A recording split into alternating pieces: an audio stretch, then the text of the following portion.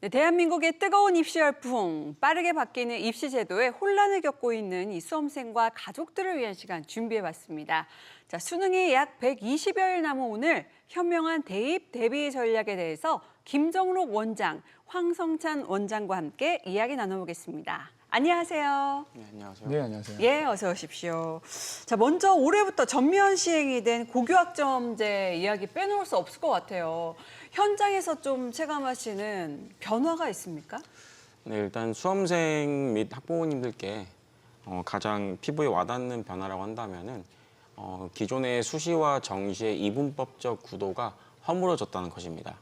이번 고교학점제에서는 5등급제로 정량적 평가 요소를 크게 완화하였고 생기부를 중심으로 해서 3개년 동안 학생들이 고등학교 생활 동안 진행했던 다양한 탐구 능력을 바탕으로 해서 학업 능력을 평가를 하는 것으로 많이 바뀌었습니다. 학생들이 갖고 있는 학업 역량이나 잠재 역량에 대해서 정성적 평가 요소가 크게 강화되었다라고 보시면 되겠습니다. 예. 그런데 역시 단점도 존재하는데요. 학생과 교사 모두에게 해야 할 일이 많아졌다는 것입니다. 시험 성적만이 아니라 학생 본연의 탐구 능력을 평가하기 위한 논서술형 수행평가가 확대됐다는 점인데요. 이게 고교학점제는 사실상 내신만으로는 선발하기가 굉장히 어렵습니다. 때문에 수행평가를 필두로 해서 생기부의 정성적 평가 요소를 고려하고 있는 학생부 종합전형이 전면 확대될 것으로 예상이 되는데요. 제가 질문을 한 가지 드릴게요. 예. 네, 혹시 체육 과목에서 수행평가를 한다면 어떤 것들이 예상되시나요? 뭐 아무래도 체육 과목이다 보니까 운동에 관련된 수행평가 그게 아닐까요? 네, 지금까지 그래왔고 네. 보통 그렇게 생각하는 것이 일반적인데 예. 이번에 한 경기도의 고등학교 1학년 체육 수행평가 이 주제가 체육의 사회적 기능에 대해서 논술하시였습니다. 네, 일반적인 과목 수행에 대한 이 평가가 아니게 된 것이고 이렇다 보니 학생들의 부담이 굉장히 증가하게 된 추세라고 볼 수가 있겠습니다. 예, 뭐 쉽지 않은 질문인데 이 학생들의 자율성을 고취하고 결과 중심에서 이제 뭐 개인 성장 중심으로 학생을 선발하기 위한 제도는 분명한 것 같은데 자 이렇게 되면 이 대학별 입시의 방향성도 굉장히 좀 바뀌게 될 것 같아요. 어떻습니까?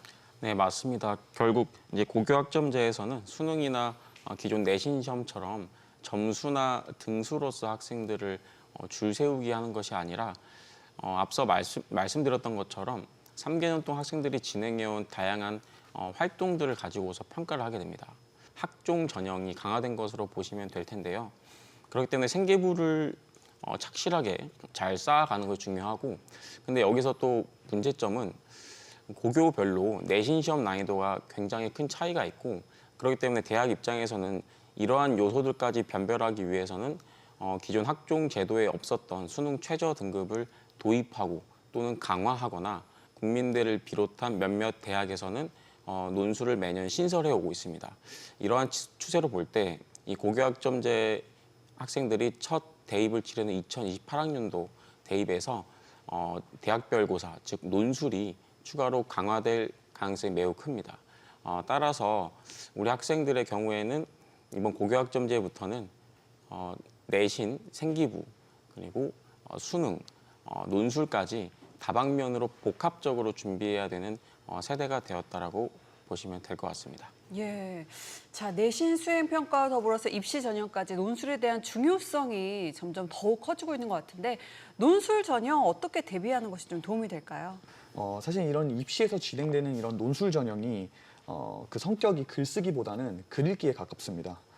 현행 수능에서도 영어나 국어나 탐구 과목들이 중등 교육 과정에서 필요한 어떤 역량인 문해력과 더불어서 필수적인 어떤 개념 지식들이 탑재되어 있는지를 측정하는 시험으로 되어 있는데 측정하는 방식은 좀 상이하지만 논술도 그 어떤 역량이라고 하는 것은 동일하게 평가하는 시험이라고 보시면 될 것 같습니다.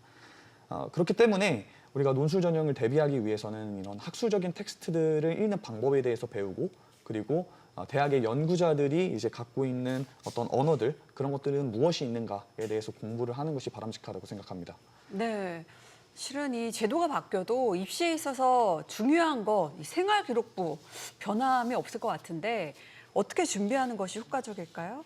예, 출결 성적 물론 열심히 관리해야지만 특히나 고교학점제 하에서는 중요한 학생의 자질이 교과 개념을 바탕으로 한 일상적 호기심에서 출발한 탐구 활동을 상당히 중요시 여기고 있습니다. 예를 들어 고등학교에서 생명과학을 배우는데 여기에서 혈압을 배웠습니다. 그리고 이 학생이 동물원에 가서 기린을 봤는데 목이 굉장히 긴 거예요. 그래서 생각을 해보니 학교에서 배운 걸 바탕으로 해보면 심장에서 뇌까지 길이가 굉장히 길어서 혈압이 굉장히 높을 텐데 그럼 기린은 평생 동안 고혈압 질환을 달고 살지 않을까라는 생각을 하게 되는 거죠. 관련 자료를 찾아보니 기린에게는 고혈압을 유발하는 유전자가 없다는 거예요. 그러면 기린의 이 유전자를 활용하면 이러한 문제를 해결할 수 있지 않을까라고 생각을 해서 그때부터 이제 이걸 바탕으로 해서 이제 탐구 활동을 시작을 하는 겁니다. 예, 그래서 요약하자면 교과 시간에 배운 내용들을 바탕으로 해서 일상 속 호기심으로 출발한 탐구 활동, 이게 이 생기부의 본질이라고 보시면 될 것 같습니다. 예, 그렇군요. 이 고교학점제가 실은 올해부터 시행이 되며 이번 수능을 치르는 학생들에게는 아직 적용이 되지 않는데, 자, 그렇다면 올해 입시 동향은 어떻게 될 것으로 예상을 하십니까? 예, 아직 고교학점제에 해당하지 않는 학생들이 치르는 입시라서 가장 변동성이 심한 것은 당연히 정시, 즉 수능이 되는데요. 이 수능의 관점에서 보자면 소위 유불리에 따른 확통런, 사탐런으로 많은 이과생들이 이 문과생들과 경쟁을 하게 됩니다. 이에 따라서 이제 미적분과 과탐을 유지하는 학생들끼리 이 과목들의 진심인 학생들끼리 치열한 경쟁이 예상이 되는데요. 당연히 이 문과 학생들은 이과생들의 유입으로 경쟁자들이 늘어나서 경쟁이 치열해졌습니다. 예, 그리고 두 번째로는 최상위권 특히 이 메디컬 경쟁에서는 이 전년도 탈락자들이 다시 유입이 됩니다. 예, 또한 의대 증원이 사실상 철회되면서 메디컬 TO가 줄어서 경쟁이 심화될 것으로 예상됩니다. 또 수시에서는 먼저 최저 충족률이 일반적으로 40%가 되지 않습니다. 그래서 수시에서 수능 최저 등급을 충족한다면 합격 확률이 상당히 높아질 것으로 보이는데요. 사실 이번 고3 학령 인구가 상당히 많습니다. 즉, 문 크기는 그대로이나 경쟁이 훨씬 심화되었습니다. 따라서 올해 학종의 경우 상향 지원은 좀 지양해야 하며 생기부와 내신에서 부족한 부분이 있다면 차선책으로 논술을 꼭 고려해야 합니다. 즉, 이번 수시 입시생들은 학종, 논술, 수능을 복합적으로 준비해야 되는 거라고 보시면 될 것 같습니다. 예. 자, 끝으로 이 고교학점제로 평가받게 될 학생들이 보다 좀 현명하게 입시를 마무리할 수 있는 방법이 있다면 뭐가 있을까요? 네, 초등학교부터 중학교까지 9년 동안 단순한 숫자에 의한 점수로 평가받다가 갑자기 학생 개개인의 역량을 정성적으로 평가하는 고교학점제가 시행되면서 많은 학생과 학부모가 혼란을 겪고 있습니다. 그러나 이 고교학점제는 분명 우리 아이들의 다양한 가능성을 보기 위한 제도입니다. 그래서 입시를 현명하게 마무리하기 위해서는 무엇보다 학생 개개인의 역량을 제대로 살펴볼 수 있는 전문가의 도움을 받는 것이 큰 도움이 될 것이라 생각합니다. 네.